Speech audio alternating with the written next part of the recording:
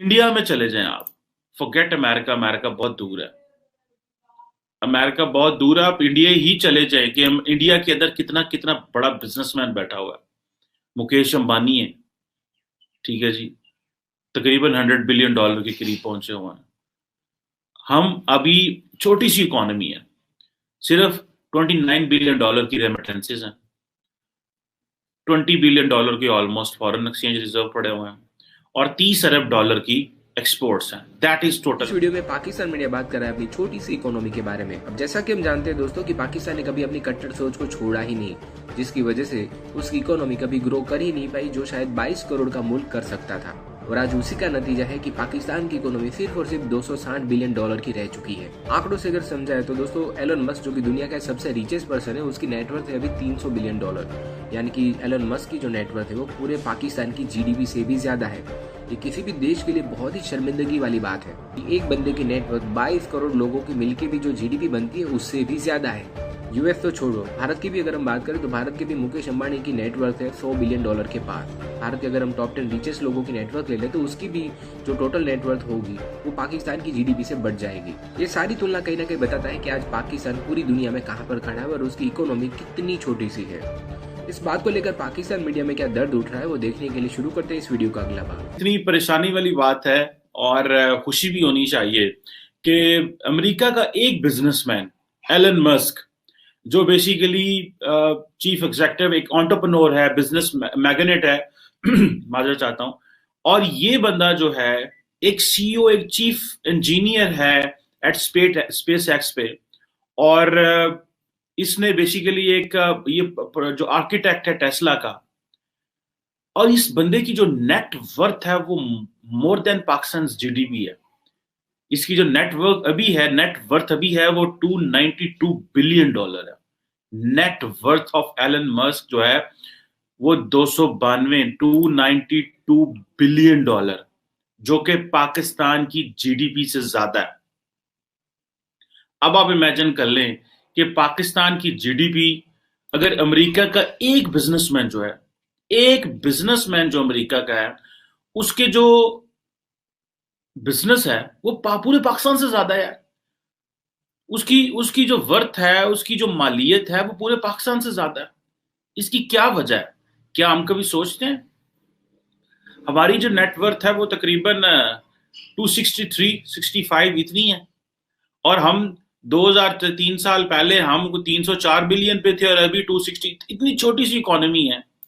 एक कारोबारी बंदा जो है, और अगर मैंने देखा कि मैं देखूं कि पाकिस्तान में कितने बिलियनियर्स हैं, कितने लोग ऐसे हैं जो काम करना चाहते हैं या काम कर सकते हैं, या उनकी पोटेंशियल क्या है, जस्ट मैंने इसको थोड़ा सा एनालाइज करने की कोशिश की, तो फ्रैंकली स्पीकिंग कि कोई अच्छी वेबसाइट, कोई अच्छा प्लेटफॉर्म ऐसा नहीं था जो पाकिस्तान के बिजनेसमैन की पोजीशन बता सकता।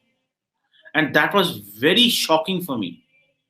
छोटी छोटी वेबसाइट्स हैं जो बता रही हैं कि क्या हो रहा है पाकिस्तान में क्या, और बड़ी भी जो कोई हैं, लेकिन उनके पास पूरा डाटा नहीं है।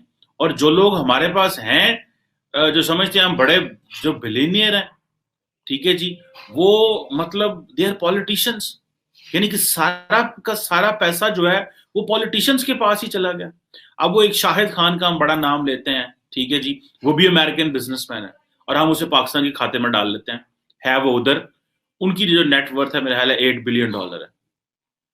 और उसके बाद मोहम्मद अनवर परवेज साहब है एक, ठीक है जी, ये भी एक यूके बेस्ड जो है वो ऑपरेशन चला रहे हैं, कंपनी चला रहे हैं, यूके बेस्ड पाकिस्तानी बिजनेसमैन। और कोई काबिल जिक्र उस तरह की बिजनेस नहीं है जिसको डिस्कस किया जा सके। किस तरह के बिजनेस है ये नहीं पता, प्रॉपर्टी के और इस तरह की चीजें हैं, इस तरह के बिजनेस पाए जाते हैं, ठीक है जी। अब पाकिस्तान जो है वो अगर अगर उधर आप अमेरिका में चले जाएं, लेट्स से आप कहते हैं जी कि अमेरिका के 10 जो बड़े बिलियनियर्स हैं उनके पास ही चले जाए, तो आपको जो है वो हमारी होश ही उड़ जाए। एलन मस्क हैं, जेफ बोजेस हैं, बिल गेट्स हैं, मार्क जकरबर्ग हैं, ठीक है जी, ये बहुत बड़े बड़े नाम हैं। इंडिया में चले जाएं आप, फॉरगेट अमेरिका, अमेरिका बहुत दूर है। अमेरिका बहुत दूर है, आप इंडिया ही चले जाएं कि हम इंडिया के अंदर कितना कितना बड़ा बिजनेसमैन बैठा हुआ है। मुकेश अंबानी है, ठीक है जी, तकरीबन $100 बिलियन के करीब पहुंचे हुए हैं। If I am this data is new with me. ठीक है जी। इसी तरह गौतम अदानी है, शिव नादार है, ठीक है जी, इतने बड़े बड़े नाम हैं। और ये बिजनेस क्या करते हैं, they have a diversification in business, commodities, infrastructure, software services, retail investment, vaccines, steel, banking, construction, commodities, ये इस तरह के बिजनेस करते हैं, प्रॉपर्टीज नहीं है।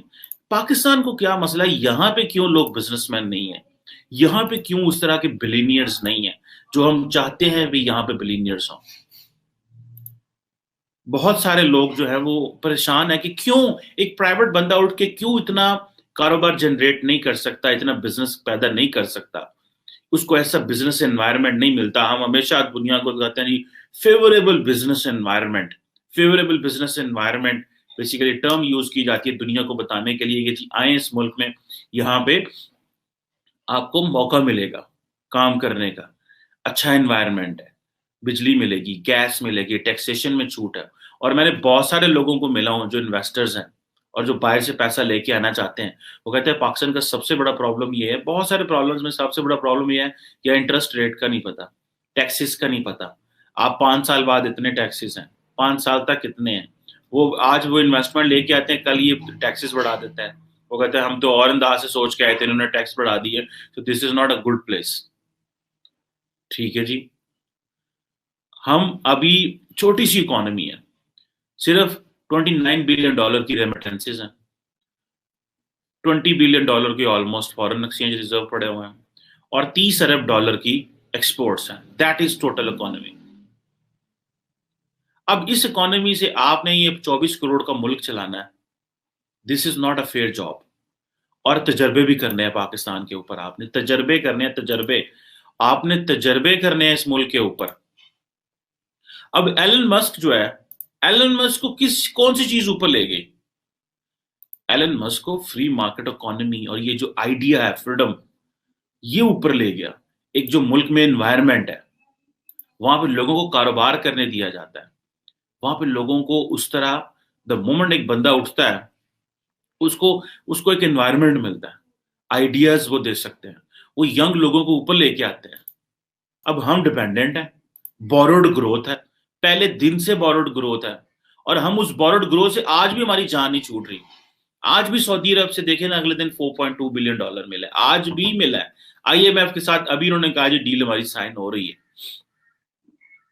अब वो क्या है, फिर जो हमारे स्टेट बैंक के गवर्नर हैं जनाब बाकर साहब, रजा बाकर साहब, उन्होंने ये कहा है कि स्टेट बैंक को ऑटोनॉमी दें। जितनी स्टेट बैंक को ऑटोनॉमी होगी उतनी पाकिस्तान के अंदर इन्फ्लेशन हाई होगी, क्योंकि जैसे ही उनके पास इकोनॉमी का चार्ज आएगा, वो अपनी इकोनॉमी को, वो स्टेट बैंक को फ्रीडम देंगे, वो इंटरेस्ट रेट अपनी मर्जी से ऊपर करेंगे, वो डॉलर को फ्री फ्लो देंगे। अब ये इन्होंने दोबारा ली है चीजें।